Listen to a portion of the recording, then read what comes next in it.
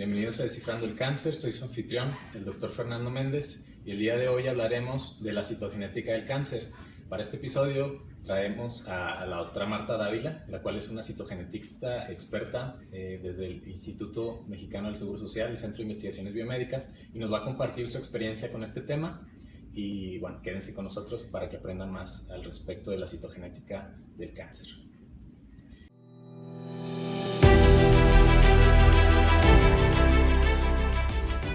Y me gustaría que nos compartiera primero qué es en sí la palabra citogenética y por qué es tan importante para entender al cáncer. Ok, gracias Fer por la invitación.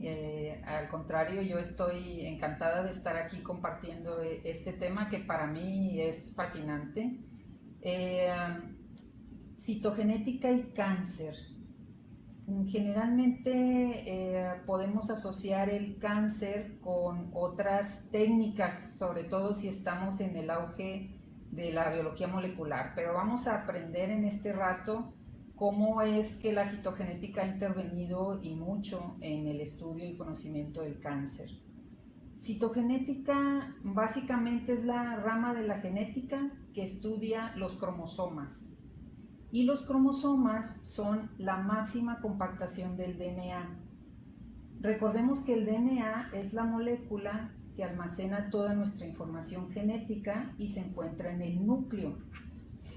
Si nosotros analizamos ese DNA que está almacenado en el núcleo de cada una de nuestras células, pudiéramos extenderlo y mide aproximadamente 2 metros.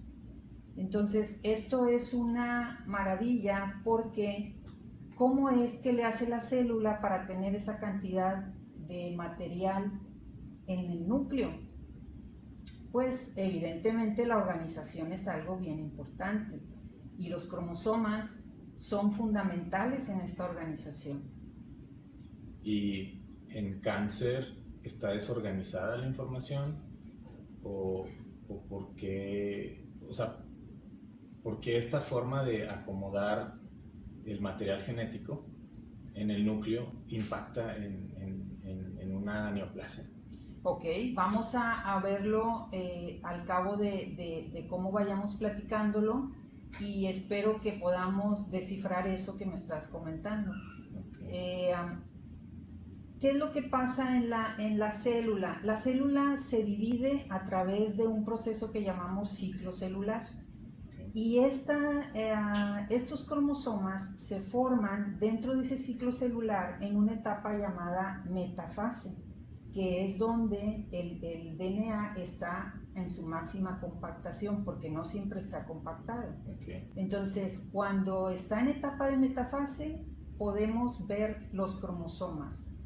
¿Y qué es lo que hacemos teniendo ese conocimiento? Pues en el laboratorio nosotros lo que hacemos es, a través de reactivos, detenemos el ciclo celular para favorecer las metafases y posteriormente ya lo que hacemos es lavar esas células que las tenemos en cultivo en un laboratorio.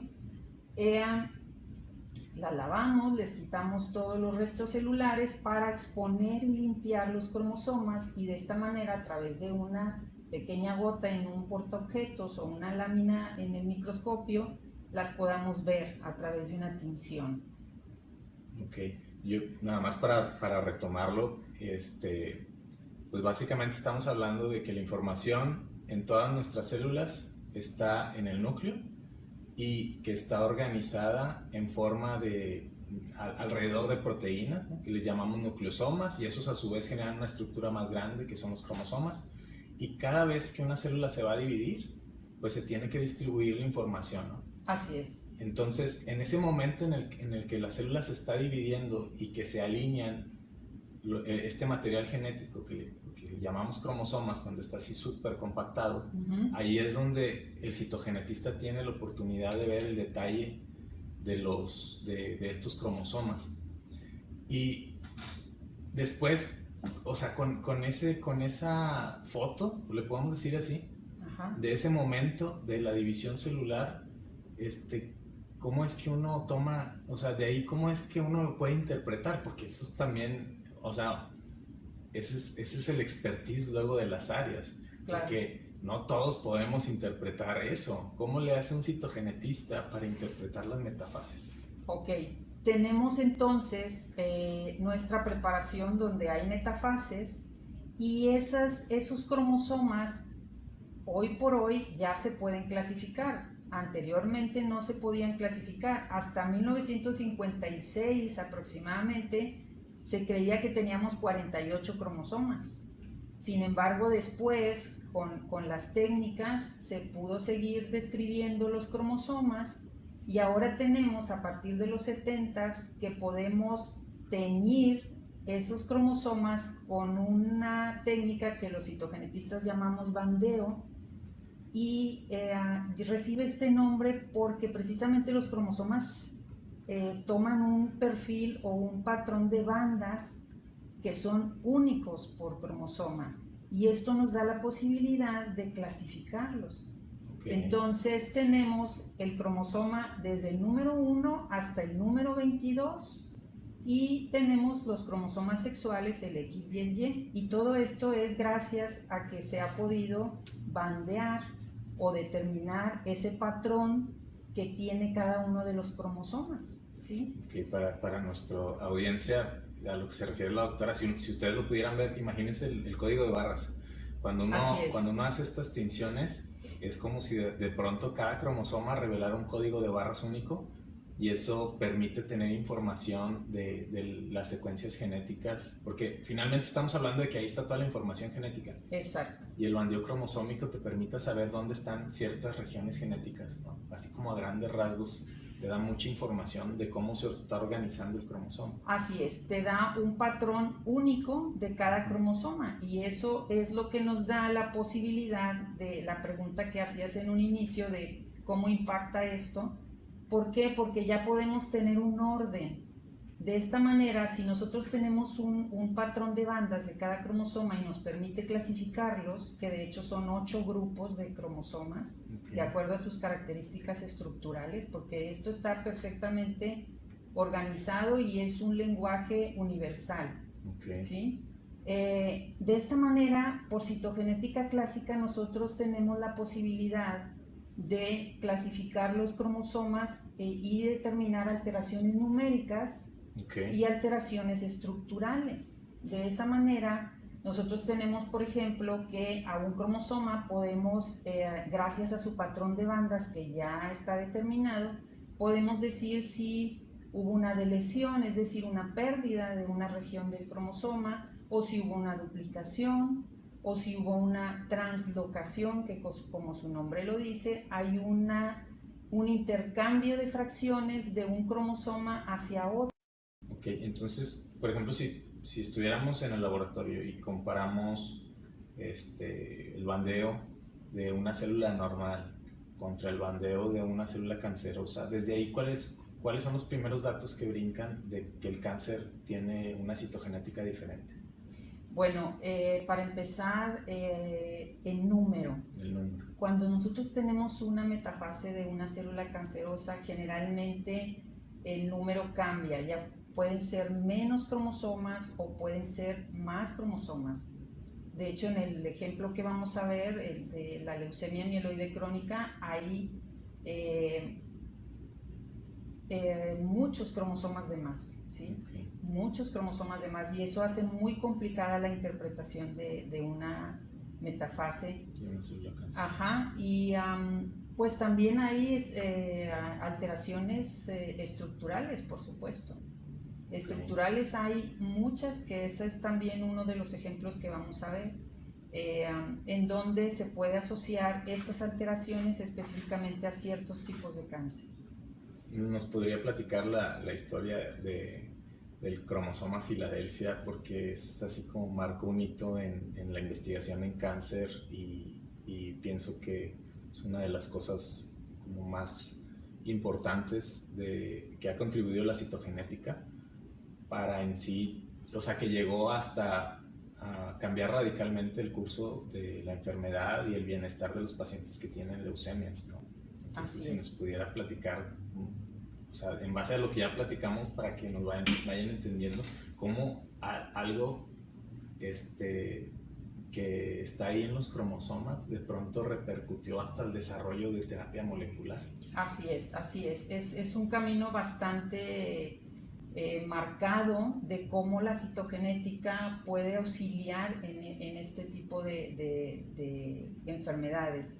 Porque, como lo mencionabas, la leucemia mieloide crónica, que es la que específicamente vamos a platicar, en 1960, por ahí, por esos años donde todavía no se bandeaban los cromosomas, que apenas se obtenía una metafase y se tenía con una tinción normal, es decir, los cromosomas eran todos iguales, simplemente se tenían y se podían contar. Empezaron a ver que había en forma constante en este tipo de pacientes un cromosoma que era muy pequeño, muy disminuido. Y esto sucedió en la ciudad de Filadelfia y es por eso que se le llamó cromosoma Filadelfia.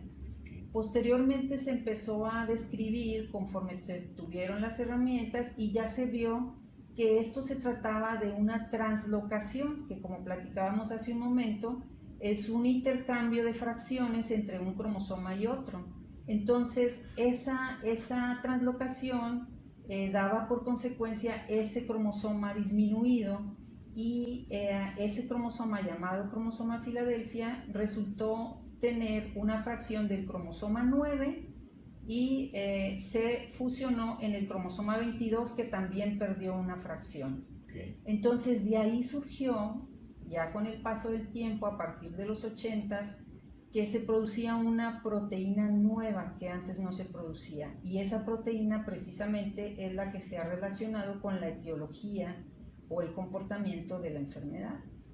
Ok, bueno, también me gustaría más o menos para poner en contexto, porque muchas veces en cáncer escuchamos mutaciones. Okay. Y que pues, las mutaciones son cambios en las bases, o sea, como en la secuencia de la información del DNA, pero en la citogenética vemos los cambios estructurales, o sea, que Macro. son mucho más mayores y por ahí, bueno, muchos científicos dicen que, o sea, suben en muchos logaritmos o en escala logarítmica el nivel de cambios potenciales. Entonces, en el caso del cromosoma Filadelfia, es un cambio de una secuencia muy grande de material genético que se pega con otra.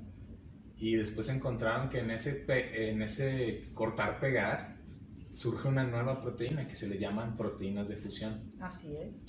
Y bueno, mencionan, a raíz de esto surge, porque surgió de la citogenética, pues esto de la medicina personalizada.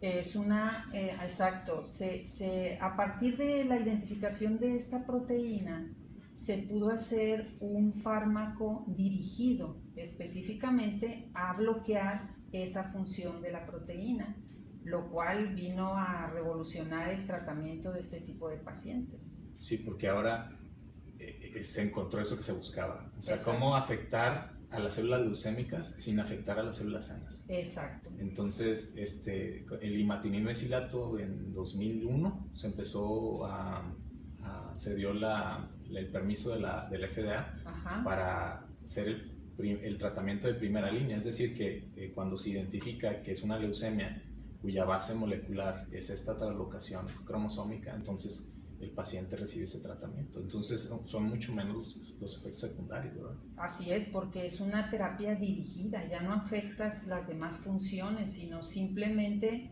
bloqueas esa proteína que es la que está siendo la responsable, o lo que se cree, porque el cáncer es muy complejo, pero es un blanco y da resultados, sí. Da resultados. De hecho, nosotros tuvimos la oportunidad de monitorear un grupo de pacientes aquí en Monterrey que estuvieron recibiendo ese tratamiento.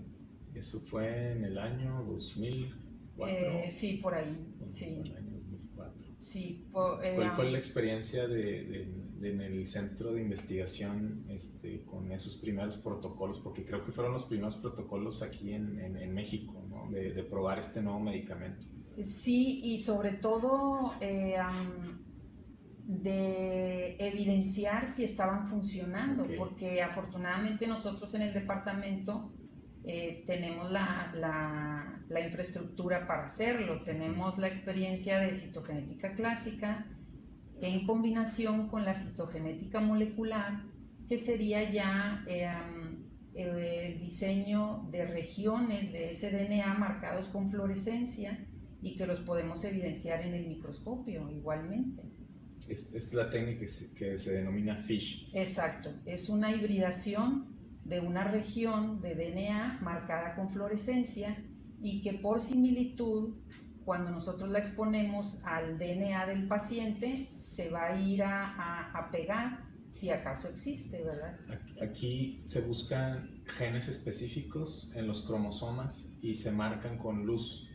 Exacto, pues son varios genes en realidad, porque hablando de citogenética estamos hablando de regiones muy grandes de DNA.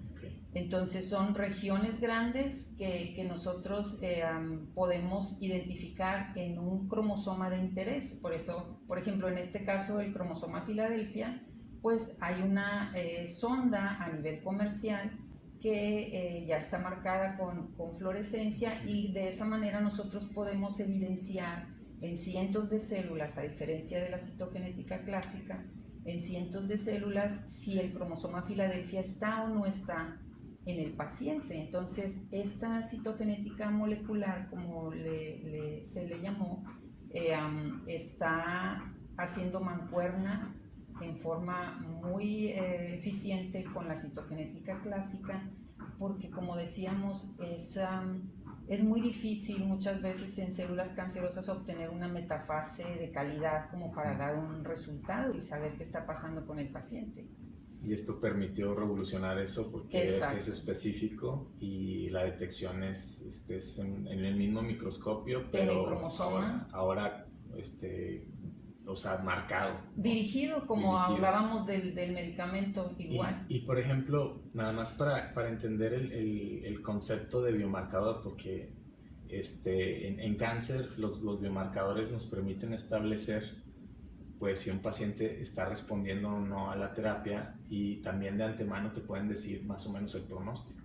Entonces el cromosoma Filadelfia, de hecho, fue uno de los primeros biomarcadores que te permitía monitorear cómo un tratamiento dirigido a este biomarcador estaba influenciando el curso de la enfermedad. Así es. Y entonces eso fue lo que estuvieron haciendo en el centro de investigación. Así es, estuvimos haciendo mancuerna con los hematólogos para, a través siempre de proyectos de investigación, poder evidenciar qué tan eficiente estaba siendo el tratamiento. Entonces hay lineamientos en hematología para valorar si la respuesta es parcial o si es total, y de esa manera se auxilia perfectamente el progreso o cómo es que está la enfermedad en estos pacientes. Okay. Y por ejemplo, ¿solamente ha sido de utilidad en leucemias o en qué otro tipo de enfermedades también son de utilidad determinar las anomalías en los cromosomas? No, anomalías en cromosomas se han identificado muchas enfermedades. La trisomía 21 es de las primeras que también, al igual que el cromosoma Filadelfia, fueron de las primeras que se identificaron, pero de ahí en fuera la citogenética interviene en cuestiones reproductivas, síndromes. Sí, es un sinfín de alteraciones en donde el identificar los cromosomas puede auxiliar muchísimo en la clínica de un paciente. Ok, entonces lo consideraríamos una técnica diagnóstica, o sea, te permite saber o establecer qué está pasando con un paciente. Sí, te puede servir como diagnosis o te puede servir también para describir una enfermedad cuando no es constante, porque diagnosis sería que siempre estuviera en el paciente, con ese tipo de patología. Pero algunas veces no será así. Sin embargo, si le identifica alteraciones cromosómicas puede auxiliar esto para empezar a dilucidar cuál puede haber sido el origen de esa enfermedad, hablando de alguna que no esté descrita, ¿verdad?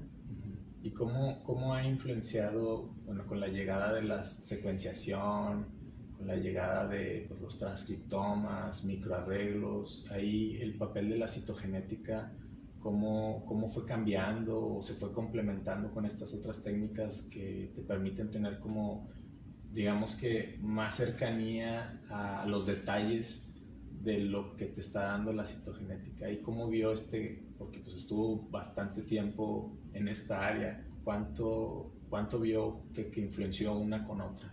Sí, sí influenció. De hecho, es algo que si tú en el campo de la ciencia escuchas hablar actualmente de técnicas, siempre va a haber técnicas de biología molecular.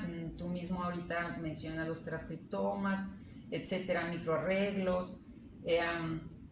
Aparentemente es como que más dominante esta área del auge molecular.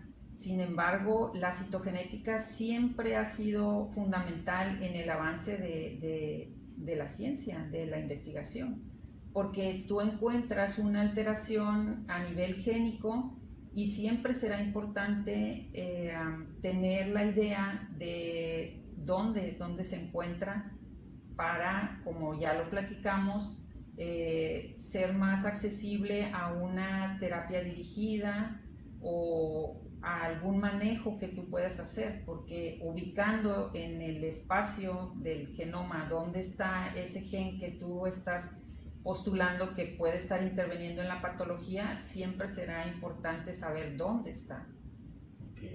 Y por ejemplo, escuché hace poco de cuando hablan de eventos catastróficos en los cromosomas, ¿eso a qué se refiere y por qué es importante eso en cáncer? Porque últimamente ha salido muchos reportes, sobre todo en leucemias, que a veces un solo evento en los cromosomas de esa índole puede generar toda la enfermedad. Entonces, o sea, ¿cómo es que impacta tanto? ¿Cómo se arregla por ahí la información? Y luego, ¿cómo se porta mal, por así decirlo, una célula cancerosa? Pues la evidencia es de eso precisamente que acabas de mencionar, de anteriormente o lo que está, ahorita están las dos posiciones, ¿no? Puede ser producto de varias mutaciones, algo que tú estás viendo ahí como resultado de una patología, o bien hay casos en los que se está evidenciando que es un solo evento catastrófico. Sí, pero están las dos corrientes, porque en realidad el cáncer es algo exacto, es multifactorial, entonces hay evidencias de los dos, en las dos. Es que algunos le apuestan más a eventos de este tipo en los cromosomas para generar las neoplasias, porque sería mucho más complicado ganar rasgos malignos de un solo gen a la vez. Entonces dicen, cuando los eventos que generen este tipo de rearreglos pues, suben mucho las probabilidades de desarrollar la carcinogénesis, ¿no? O sea, que se forme una neoplasia de cero por solo que ocurrió ese error grande, ¿no? Y en ese sentido, ¿cuáles sabe que serían las formas de proteger nuestros cromosomas? O sea, porque finalmente, bueno, mucha de las cosas que queremos divulgar a través de este podcast es que los que entiendan un poco más de lo que está debajo de esta enfermedad, pero también, bueno, ¿y cómo le hago para proteger entonces mis cromosomas? O sea, ¿qué hay de información al respecto como para conservar la integridad de nuestro material genético? Bueno, eso se encarga nuestro sistema celular, o sea, la célula tiene una protección. Por ejemplo, cada cromosoma tiene una serie de repeticiones en sus extremos que lo protegen precisamente de que no se dañe el cromosoma en una división cuando ese DNA se descompacta para poderse dividir. Tenemos mecanismos de reparación que producimos solitos.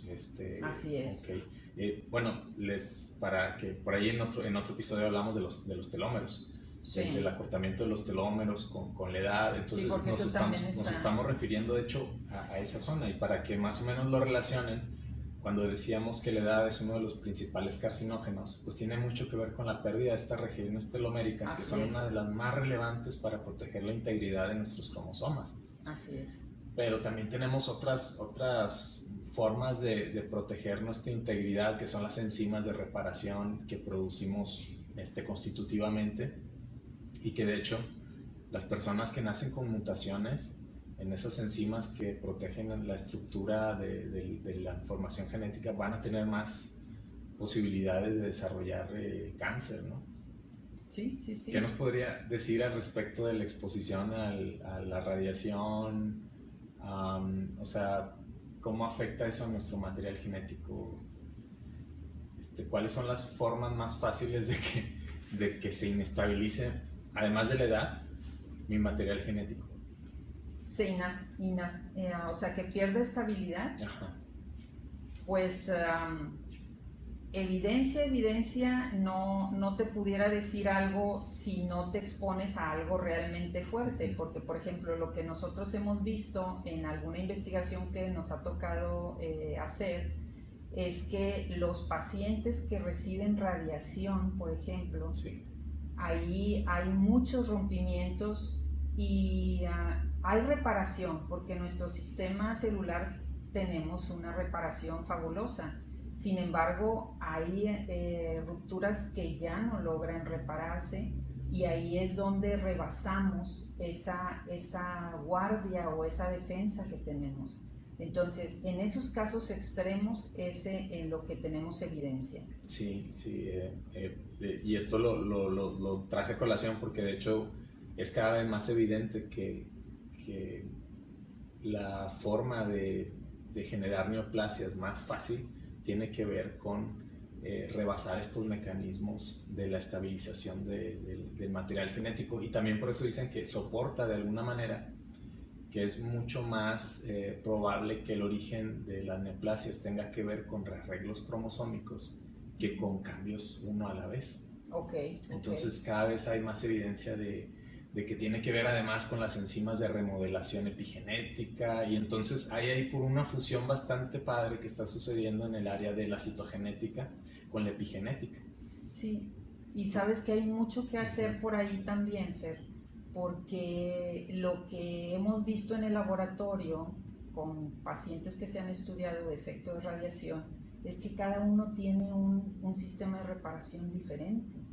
Entonces hay mucho por hacer ahí, porque pues hay que ver qué es lo que está influyendo para que ese patrón sea diferente, porque unos lo tienen muy eficiente, porque otros deficiente, o sea, qué factores pueden estar interviniendo ahí. Okay, yo le voy a compartir al auditorio un dato que, bueno, desde mi expertise de la nutrición, Ajá. Se ha encontrado que el apio, el brócoli, el ajo encienden los mecanismos de reparación. Entonces es una forma como que de animar a tus defensas, de si por ahí hay algún defectito, que se pongan a corregirlo. Entonces he visto que la exposición al contenido nutricional de estas fuentes, pues que son parte de nuestra alimentación, sí, que deberíamos de incrementar nuestro consumo, genera mecanismos protectores propios para mantener la integridad de nuestros cromosomas. Y de hecho se sabe desde hace mucho que las personas que consumen diariamente o semanalmente de forma frecuente estos alimentos, de hecho tienen una reducción de la incidencia de cáncer. Entonces se ha visto que algunos de los mecanismos se han empezado a justificar con la protección a nuestros cromosomas. Y con la citogenética podemos comprobar eso, si realmente esos rompimientos o si la estructura de sus cromosomas están en buenas condiciones. Doctora, para finalizar la plática, ¿hacia dónde ve que va el área de la citogenética? Porque ya generó un impacto en la medicina molecular contra el cáncer, pero ¿cuál cree que sean otras aportaciones que tiene y otras aportaciones que vayan a estar surgiendo? Pues mira, siempre, como ya lo comenté, es interesante cuando detectas algo que atribuyes a algún gen, determinar geográficamente nuestro genoma dónde está. Entonces, desde ese punto de vista, la citogenética seguirá aportando a la investigación para contribuir a los hallazgos que vayan apareciendo cuando sean puntuales las causas, ¿no? O sea, que se relacionen a algún gen o algún grupo de genes. Siempre será importante geográficamente localizar en dónde estamos.